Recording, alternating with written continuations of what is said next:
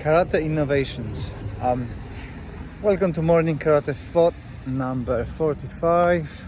I'm Les Bubka, and every day I am sharing with you a thought about karate, whatever comes to my mind. So I've been recently seeing a lot of videos and clips on YouTube, Facebook of karate people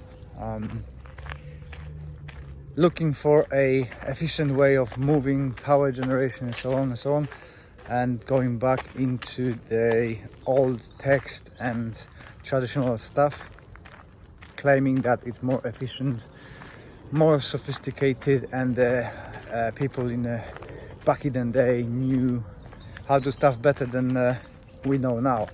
And I fundamentally disagree with that. And if we look across all the activities, sports, fighting, combat sports, running, jumping and everything, none of those look for the efficiency of movement and achievement in sports to the history. We look on the runners 50 years ago and runners now, we can see how much we developed and how much technique improved, how much knowledge about biology, science, biomechanical studies improved that discipline. Same with the high jump. You wouldn't jump the old way, you jump new way. Throwing, you don't look at the throwing technique from the 60s, you got a modern one. Combat sport, boxing, nobody fights anymore. Like in the old days, MMA, you looking for the most efficient ways within the science and modern achievements, and looking into the history for a most efficient way of moving is kind of I don't think so it's working.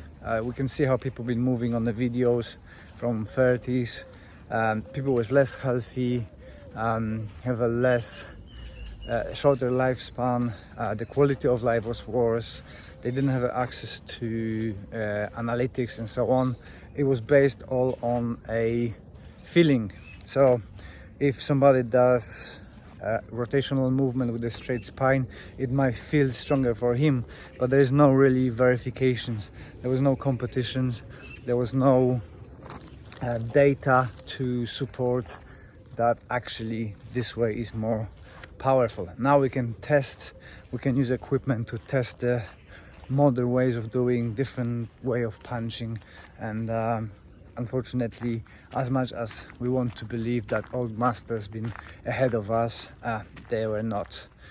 I think the modern average fighter or a karateka would have no problem taking the old master in his prime, because simply we are having more access to technology, pads, training methodology, supplementation and so on. So it's nice to look as a research, see how they've been doing it and see how we evolve and move on. And I think only karate and kung fu stays and kind of holds on to that tradition, which is not a problem for me. If that's what you want to do, yeah, it's great, and we need to preserve those ways for historical research and comparison. But if you're looking for the most effective fighting system or technique, we should look into a modern analytics and so on. Everything evolves, and for some reason karate wants to stay in the 30s and in the 40s and maybe a little bit backwards.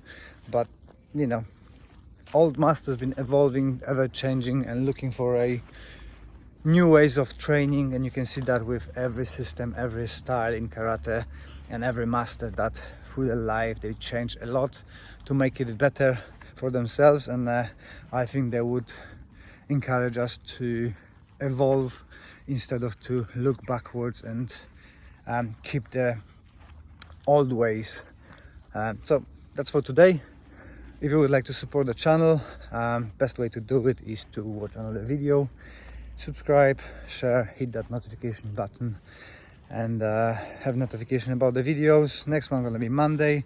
Also, if you would like to grab some merch and maybe buy me a coffee, there's links in the description below, and I see you on Monday.